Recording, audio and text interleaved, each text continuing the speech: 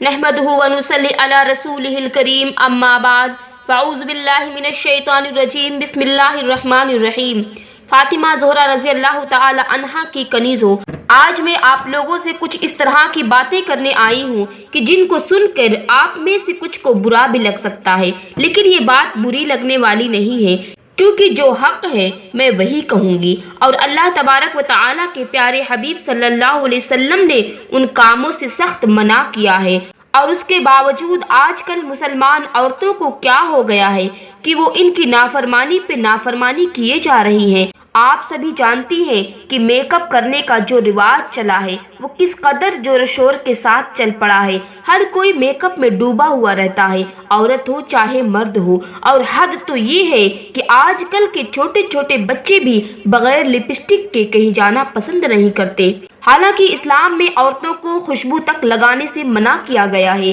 کیونکہ حدیث پاک میں آتا ہے کہ جو عورت خوشبو لگاتی ہے اور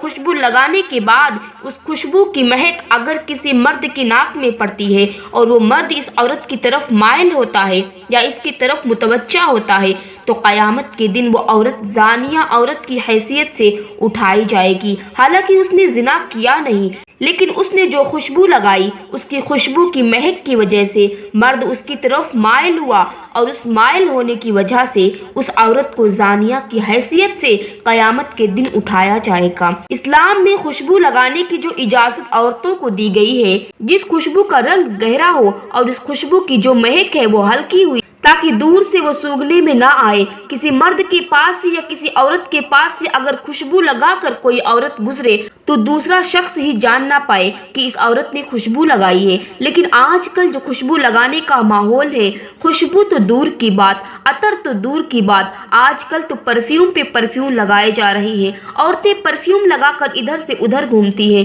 بازاروں میں جاتی ہیں، اور اتنا ہی نہیں بلکہ ولیمے میں جاتی ہیں، شادیوں میں جاتی ہیں، پارٹیوں میں جاتی ہیں، ہر طرح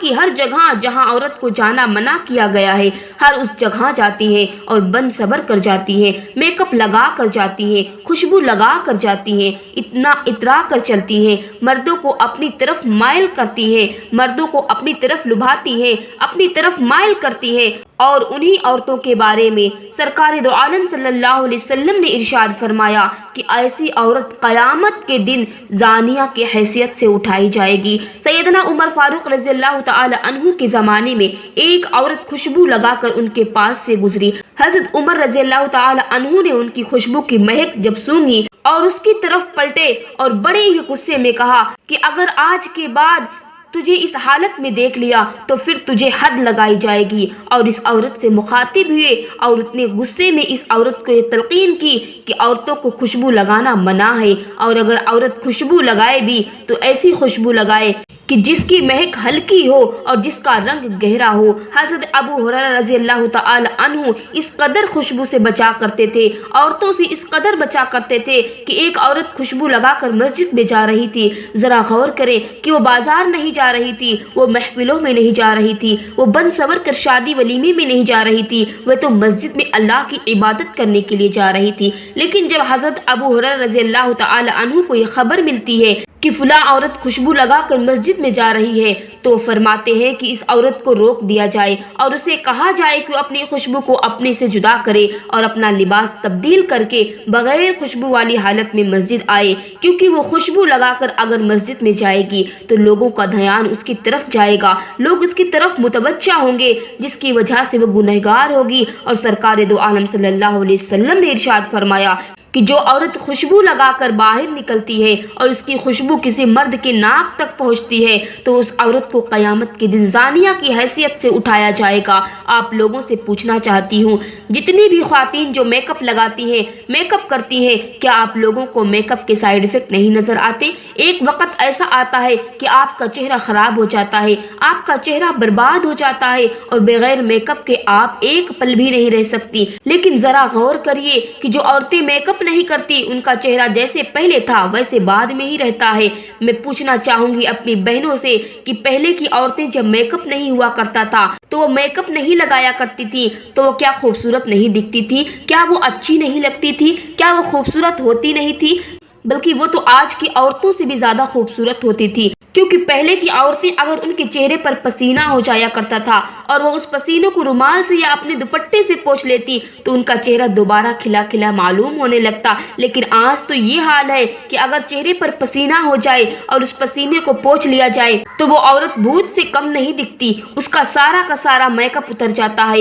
آج ایک اور بلا جو ساری عالم میں پھیلتی چلی جا رہی ہے وہ لپسٹک ہے۔ میں اپنی بہنوں سے پوچھنا چاہوں گی کہ لپسٹک لگانا جائز ہے کہ نہیں؟ لپسٹک لگانا تو حرام ہے کیونکہ اس میں سور کی چربی ملی ہوتی ہے، اور یہ بات میں انداز سے نہیں کہہ رہی بلکہ یہ بات بہت ساری کتابوں میں لکھی ہوئی ہے، اور بڑے بڑے علماء کرام نے ذکر کیا ہے کہ لپسٹک لگانا حرام ہے کیونکہ اس میں سور کی چربی ہوتی ہے۔ آج میری بہن اگر کسی سور کی طرف دیکھ لیتی ہے تو اپنا منہ بگاڑتی ہے، جیسے کہ اس نے منہ میں کوئی کڑوی چیز نچوڑ دی گئی ہو، لیکن ذرا غور تو کرے کہ جب وہی اسی سور کی چربی سے وہ لپسٹک بنتا ہے تو اس لپسٹک کو اپنے ہونٹوں میں لگاتی ہے، اور اس ہونٹ میں لپسٹک لگانے کے بعد وہ کھانا کھاتی ہیں، کھانا کھانے کے ساتھ پانی پیتی ہیں، اور اس کھانے پانی کے ساتھ وہ لپسٹک آپ کے پیٹ میں چلا جاتا ہے،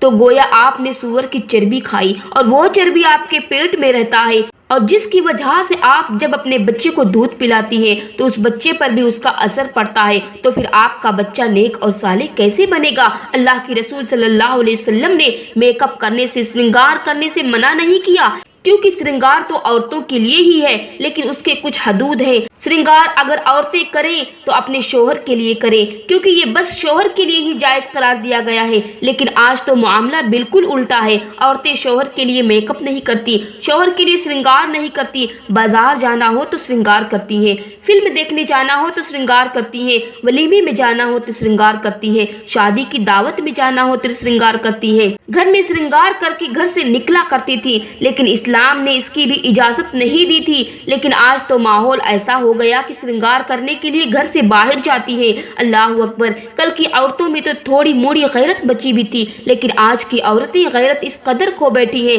کہ میک اپ کرنے کے لیے، سرنگار کرنے کے لیے گھروں سے باہر نکلتی ہیں، اور وہ بھی سرنگار کرواتی ہیں، اجنبی عورتوں سے کرواتی ہیں، اور اتنے پر ہی بس نہیں ہوتا بلکہ غیر محرم مردوں سے وہ سنگار کرواتی ہیں، اپنے بالوں کو کٹواتی ہیں، اپنے ہونٹوں میں لپسٹک لگواتی ہیں، اپنے گالوں میں پاؤڈر لگواتی ہیں۔ اے خاتون جنت رضی اللہ تعالی عنہا کی کنیزوں، حدیث پاک میں آتا ہے کہ نبی کریم صلی اللہ علیہ وسلم نے ارشاد فرمایا، جب میں نے دوزخ کا مشاہدہ کیا تو عورتوں کو میں نے دیکھا کہ ان کی چیخیں نکل رہی ہیں، ایک گڑھے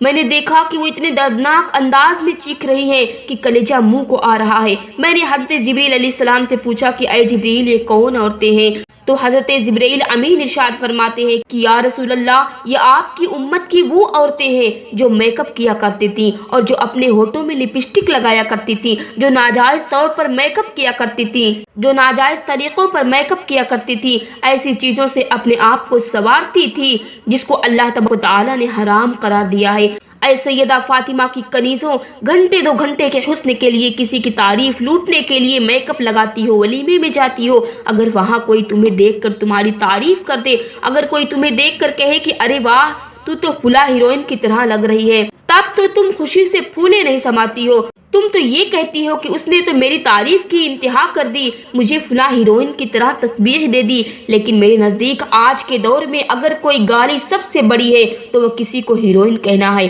کیونکہ ہیروئن زناکار بھی ہوتی ہے، ہیروئن جسم فروش بھی ہوتی ہے، ہیروئن ناچنے والی ہوتی ہے، ہیروئن جھوٹی ہوتی ہے، ہر طرح کی برائی ہیروئن کے اندر موجود ہوتی ہے، لیکن تمہیں یہ لقب بڑا اچھا معلوم ہوتا ہے، اور اگر تمہیں کوئی کہے کہ تم ہیروئن کی طرح دکھ رہی ہو تو تم تو بہت خوش ہوتی ہے، لیکن اگر اس کے بجائے کوئی تمہیں کہے کہ تم فاحشہ ہو، تم زانیہ ہو، تو تم جسم فروش ہو، تو تم لڑنے مرنے پر اتر آتی ہو۔ اور ذرا غور کریں تو معلوم ہوگا کہ جو ہیروئن ہوتی ہیں وہ زنا بھی کرتی ہیں، وہ اپنے جسم کا سودا بھی کرتی ہیں، وہ ناچتی بھی ہیں، وہ گاتی بھی ہیں، اور اگر اس کو کسی عورت کو ہیروئن کہا جائے تو وہ خوش ہوتی ہے، لیکن اگر سیدھے منہ پر زانیہ کہہ دیا جائے تو لڑنے مرنے پر اتر آتی ہے۔ اے خاتون جنت کی کنیزوں، ہیروئن تو زانیہ ہے، ہیروئن تو شرابیہ ہے، ہیروئن تو جسم فروش ہے، ہیروئن تو ناچنے والی ہے، بلکہ میرے نزدیک فاحشہ بھی اتنی بری نہیں ہوتی جتنی بری ہیروئن ہوتی ہے۔ اور ایک بات اور یاد رکھیں، سرکار دو عالم صلی اللہ علیہ وسلم نے ارشاد فرمایا، اگر کسی نے کوئی برائی ایجاد کی اور وہ برائی چلتی رہی، جب تک وہ برائی چلے گی تب تک اس شروعات کرنے والے کو उस बुराई की सजा मिलती रहेगी। तो जरा गौर करें कि जो हीरोइन फिल्में बनाती हैं वो भी तो बुराई इजाद कर रही है। जब तक वो फिल्में देखी जाएंगी, जब तक उन फिल्मों का नाम बाकी रहेगा, तब तक अगर वो औरत मर गई होगी तो उसके कब्र में उसे अजाब दिया जाएगा। मैं पूछना चाहूंगी कि इतनी बदतरीन औरत का टाइटल लेकर तुम खुश होती हो? अरे तुम्हें तो करना ये चाहिए था, अरे तुम्हें तो करना ये चाहिए था कि तुम जब घर से निकलती और किसी के यहाँ वलीमे में जाया करती या किसी के यहाँ किसी काम से तुम्हें जाना होता तो देखने वाला तुम्हें देख कर कहता, अरे तू तो सैयदा फातिमा की कनीज मालूम होती है, अरे तू तो आयशा की चाहने वाली मालूम होती है, अरे तू तो सैयदा फातिमा ज़ोहरा रज़ी अल्लाह तआला अन्हा के घर की कनीज मालूम होती है, तू तो हजरत खदीजतुल कुबरा की कनीज मालूम होती है। लेकिन अफसोस की बात यह है, आज सोच बदल गई है, आज औरतों की फिक्र बदल गई है, आज माहौल बदल गया है। जब 2 जुमलों का खराज हासिल करने के बदले में तुम्हें इतने दर्दनाक अजाब के अजाब मुब्तला किया जा रहा है, तो फिर जरा सोचो इस हीरोइन का क्या अंजाम होगा जो दिन रात इसी तरह बनती सवरती रहती है और गैर मोहरी मर्दों से अपना ताल्लुक बनाया करती है। हदीस पाक में आता है, जब कोई औरत बन सवर कर अपने घर से निकलती है और उस नीयत से निकलती है कि कोई मर्द उसे देखे और उसके फितने में मुब्तला हो, तो ऐसी औरत को जिस्म को उसकी